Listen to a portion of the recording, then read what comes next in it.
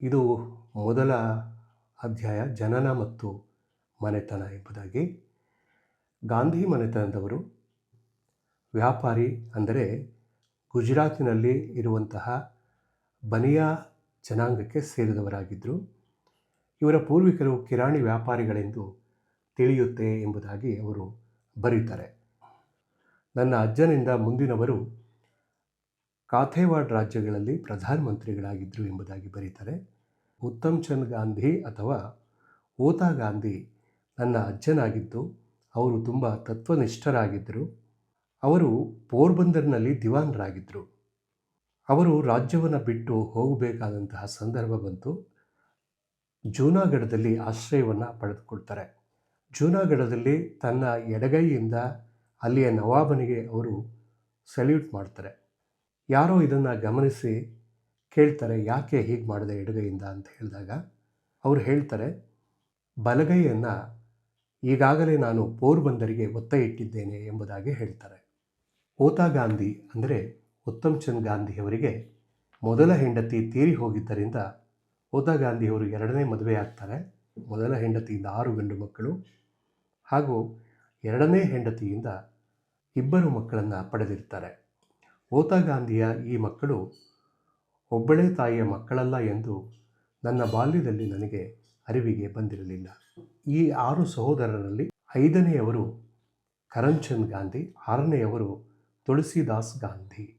ಈ 2 ಸಹೋದರರು ಒಬ್ಬರಾದ ಮೇಲೆ ಒಬ್ಬರಂತೆ ಪೋರ್ಬಂದರ್ನಲ್ಲಿ ಪ್ರಧಾನಮಂತ್ರಿಗಳಾಗಿದ್ದರು.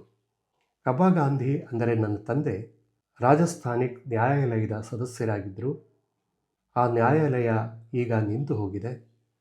ಆದರೆ ಆ ದಿನಗಳಲ್ಲಿ ಅದು ತುಂಬ ಪ್ರಭಾವಶಾಲಿ ಅಂಗವಾಗಿತ್ತು.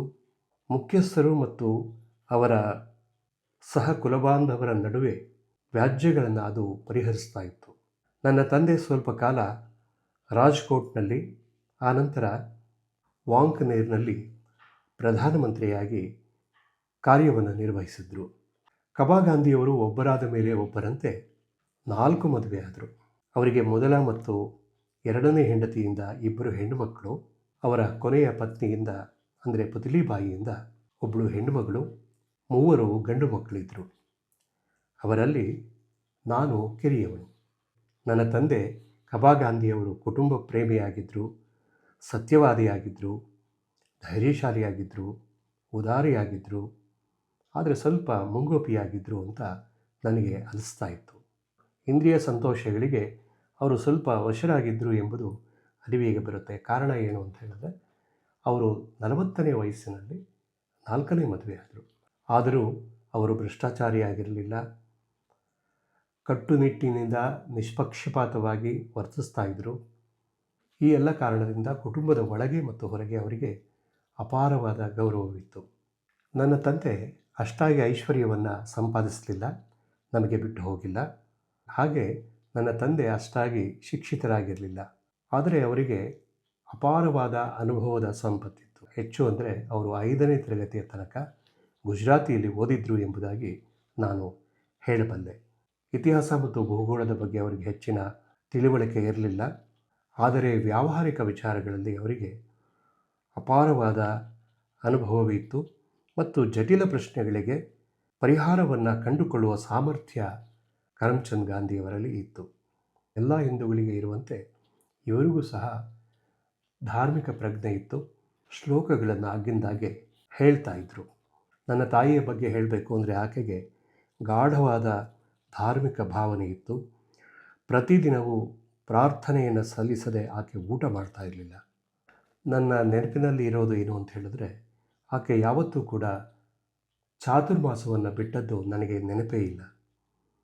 ಆಕೆ ಎಷ್ಟೋ ಬಾರಿ ಉಪವಾಸ ವ್ರತವನ್ನು ಕೈಗೊಳ್ತಾ ಇದ್ಲು. ಸೂರ್ಯನ ದರ್ಶನವನ್ನು ಪಡೆದು ಊಟವನ್ನು ಮಾಡ್ತಾಯಿದ್ಲು. ಮಳೆಗಾಲದಲ್ಲಿ ಸೂರ್ಯ ಕಾಣದೇ ಇದ್ದರೆ ಊಟ ಮಾಡ್ತಾ ಇರಲಿಲ್ಲ. ನಾವೆಲ್ಲ ತುಂಬ ಅದರ ಬಗ್ಗೆ ಗಮನಿಸಿದಾಗ ಇವತ್ತು ನನಗೆ ಆ ಊಟದ ಯೋಗ ಇಲ್ಲ, ಪರವಾಗಿಲ್ಲ ಅಂತ ಹೇಳಿ ಹಾಗೆ ಸಂತೋಷದಿಂದ ಆ ದಿನವನ್ನು ಕಳೀತಾ ಇದ್ದು ಎಂಬುದಾಗಿ ತಮ್ಮ ಸ್ಮರಣೆಯಲ್ಲಿದ್ದಂತಹ ವಿಚಾರವನ್ನು ತಮ್ಮ ತಾಯಿಯ ಬಗ್ಗೆ ಅವರು ಹೇಳ್ತಾ ಹೋಗ್ತಾರೆ ತಮ್ಮ ಆತ್ಮಚರಿತ್ರೆಯಲ್ಲಿ. ಈ ಧಾರ್ಮಿಕ ಪ್ರಜ್ಞೆಯ ಜೊತೆಗೆ ಶ್ರದ್ಧೆಯ ಜೊತೆಗೆ ನನ್ನ ತಾಯಿಗೆ ದಕ್ಷತೆಯಿಂದ ಕೂಡಿದಂತಹ ವ್ಯವಹಾರ ಜ್ಞಾನವೂ ಇತ್ತು. ರಾಜ್ಯಕ್ಕೆ ಸಂಬಂಧಪಟ್ಟಂತಹ ಎಲ್ಲ ವಿಷಯಗಳು ಗೊತ್ತಿತ್ತು.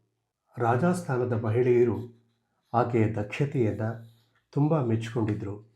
ನಾನು ಸಹ ಚಿಕ್ಕವನಾಗಿದ್ದರಿಂದ ಆಕೆಯ ಜೊತೆಯಲ್ಲಿ ರಾಜಸ್ಥಾನಕ್ಕೆ ಹೋಗ್ತಾ ಇದ್ದೆ.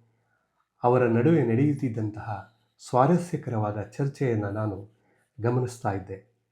ಇಂತಹ ತಂದೆ ತಾಯಿಯವರಿಗೆ ನಾನು ಪೋರ್ಬಂದರ್ನಲ್ಲಿ 1869 ಅಕ್ಟೋಬರ್ 2ನೇ ತಾರೀಕಿನಂದು ಜನ್ಮಿಸಿದೆ.